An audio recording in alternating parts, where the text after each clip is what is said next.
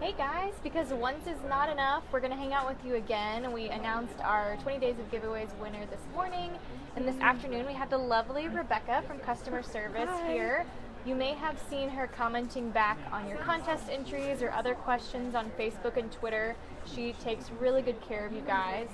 So today she's brought us some top questions that she gets from you guys on social media and in our customer reviews, and we're going to answer them for you live. Yeah. So, our first question is, how long do the batteries last in motorized shades? I know sometimes when you have wide windows, they can run out quickly, and because things are high up in your window, you have to get the ladder to change them. So how long are you actually going to have to do that? So it's a really great question, and it's one that we get, at least once a week. Motorized is super awesome, but a good rule of thumb is to expect to change those batteries about once a quarter. You might be able to get a little extra juice depending on how often you're raising and lowering them, but on average it will be about once a quarter, and we highly recommend the rechargeable lithium batteries. Okay. That'll save you money and time and all the things in the long run. So there you go. Yeah. And a lot of times that convenience is worth it to be able to reach those high windows, because otherwise you may be climbing on a ladder anyway to open and close them. So once a quarter is worth it. Absolutely, I agree personally. That's cool. Great. So you were telling me earlier that we get this question a lot. People are wondering, do solar shades offer privacy? Yeah, so especially right now, it's summertime, people are on their patios and in the pool, and they want to have privacy. Maybe they've got a nosy neighbor or they're facing a street, something like that. So the answer is no, absolutely not. It's an open weave. You might be able to get something a little bit tighter so that it blocks more of the sunlight, but there's just zero expectation, especially at night, there's going to be privacy. And I actually have an example here. This is one of our Bally solar shades, and as you can see, you can totally see my face still. So there's no expectation of privacy at all with these shades, like none whatsoever. So you'll see these shades at Starbucks and other places, and you may assume that you can see out, but other people can't see in. Right. But at night, the effect is reversed. So that's exactly when you probably want privacy. So right. Yeah. Don't do it. Nope, I don't recommend it. Yeah, especially for bedrooms and bathrooms. Oh my gosh. Yeah, especially for your house. If you want privacy, I'd recommend going with just a total blackout shade. That's the way to truly achieve that look. Great. Awesome. So other folks are wondering, do solar shades block the rain? Yeah, so again, summertime, people are outside, and when the rain comes in, they don't want to get wet. So the answer is sort of.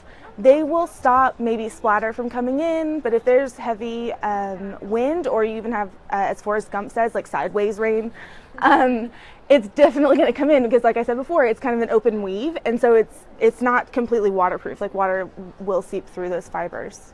Okay, and that's the same for interior solar shades and exterior? Exactly right. Yeah, pretty much anything with an open weave is not going to be waterproof. Okay, gotcha. So other folks are wondering, can blinds be ceiling mounted? Yeah, so we get a lot of these mounting questions because people have all different kinds of applications, and I have several brackets here for you guys today to look at. So this is what we call a traditional like box bracket. Your mini blinds, faux wood blinds are going to be installed using this bracket, and it's also universal. So you can see it's got holes on every single side of the bracket. So you can mount it from the back, from the top, from the bottom if you needed to do that, or even from the side here. So that's a box bracket. This is a bracket that goes with our woven woods or Roman shades usually, so you can mount it from the top. There are 4 holes here. You can mount it from the back or even from the side if you needed. There are 4 more holes back here.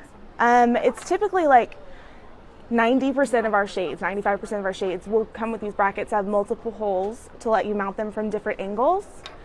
If you just have to make super sure that your brackets are going to be able to mount it to the ceiling, just give us a ring, but you can also look on the product page at the installation instructions. It should show you the kind of bracket that your product will come with.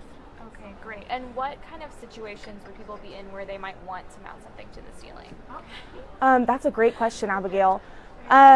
So some people have windows that don't actually have any depth.